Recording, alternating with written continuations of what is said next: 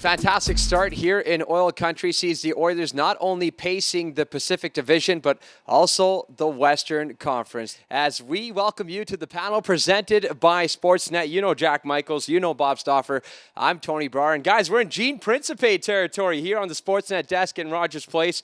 I think we can all agree that Gene has some pretty immaculate flow going on right now, but from great hair to some great players. Leon Draisaitl and Connor McDavid leading the National Hockey League in scoring. Guys, I'm going to ask you to throw away the analysis cap for just a few moments and throw on a cap of a fan of the game.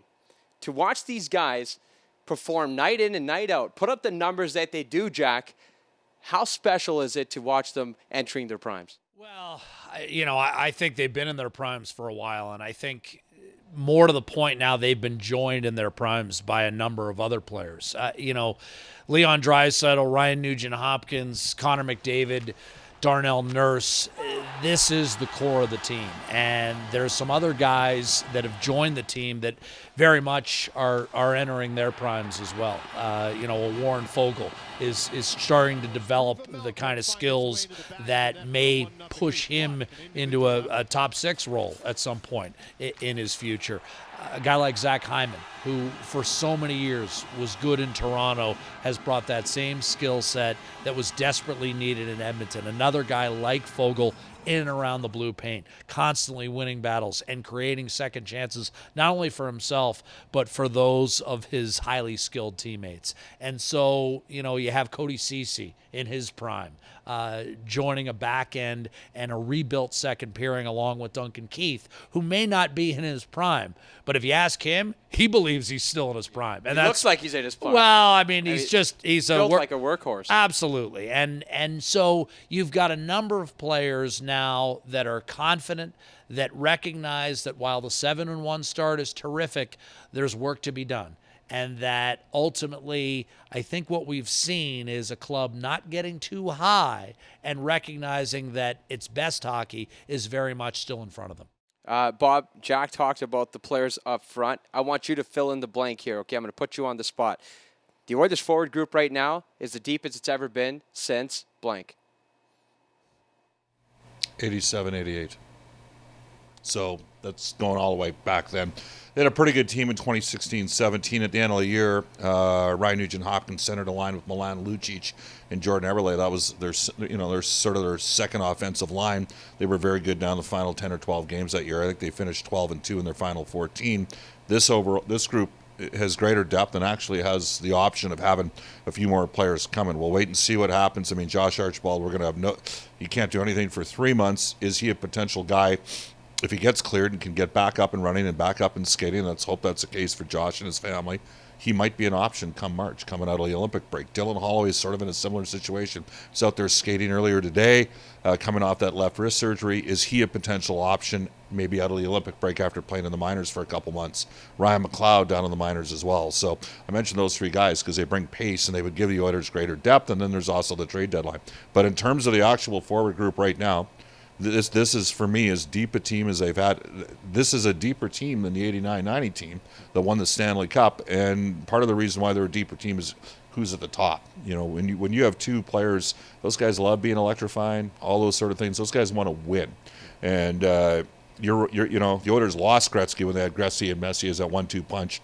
Well, they've got, as Jack alluded to, they've got McDavid and Draisaitl in their absolute primes right now. And if Connor has a night where maybe the puck's not bouncing for him and Puljujärvi and Hyman, Draisaitl steps up like happened last night, and they've had 6 goals from their third-line guys in 8 games. So there's some productivity there as well. Well, the storylines, and rightfully so, have been about McDavid and Draisaitl and their offensive output. The defenseman coming up big. But one guy who flies under the radar, Jack, is the longest tenured Oiler, and that being Ryan Nugent-Hopkins. He currently leads the National Hockey League in assists with 11 so far. The value that he brings on all situations, each and every night, that has to bode well for Tippett and his club. Well, again, he's a 20-minute guy that plays in all situations, leads the National Hockey League in assists. He doesn't have a goal right now. Leon Draisaitl was trying to get him one later. And that, I thought, was, Leon Draisaitl, not taking the focus away from Ryan Nugent-Hopkins, but another underrated aspect of this club, and you say entering their primes, I also think they're entering their primes as leaders.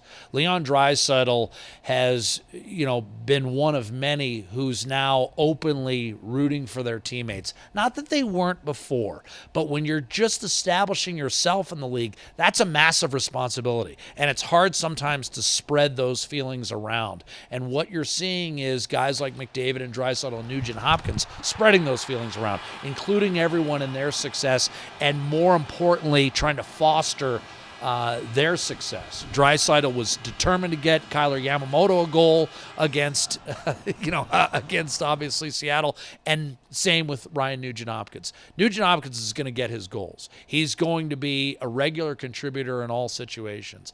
I thought what you were going to say when you said under the radar is perhaps the most underappreciated 5-1 goaltender in the history of the National Hockey League. He was the next guy I was bringing up for the record. Koskinen. Mikko Koskinen, Bob. Yeah, well, I'm with Jack on this. All offseason, all we heard during the course of the offseason was that, the Edmonton Oilers, had some challenges. Oh, their defense, they've lost Adam Larson. They're not as good enough, not as good as they were in defense. And what about goaltending? Well, that goaltending tandem a year ago finished 7th in the league in save percentage. So they were a top 10 goaltending tandem. And then you take a look at a situation where I don't think we expected Mike Smith to come back at 923, okay? But I also didn't expect Mikko Koskinen to be at 899. And so Mikko's taken a big step forward, and valid point by Jack. Mikko's gone on a 5-on-1 run here. He had one tough start where he 2 goals back against the Flyers. He'd be the first to tell you that. And then on defense, he added 1,750 games of experience. 1,750 games of experience between Keith and Ceci. Yeah. And what happens with those guys is when the play gets frenetic on the ice, they're composed. If they make a mistake, the mistake doesn't turn into 4 or 5 mistakes. So they're in a real good spot right now in terms of, the emergence of Bouchard, playing Barry down in the third period. Even a guy like Russell. Russell can play in this league on a regular basis, and he's getting spotted in and out with Cuckoo. So they've got some depth on defense, and they've got better goaltending than people give them credit for. And one underrated aspect of this Oilers club is their faceoffs. They seem like they've really worked on that. They brought in Derek Ryan. They're sitting at about 53.7%, I believe, as of this morning. And Draisaitl and McDavid leading the way there again, 56% each. I mean, you heard Dave Tippett talk about it last week, Jack.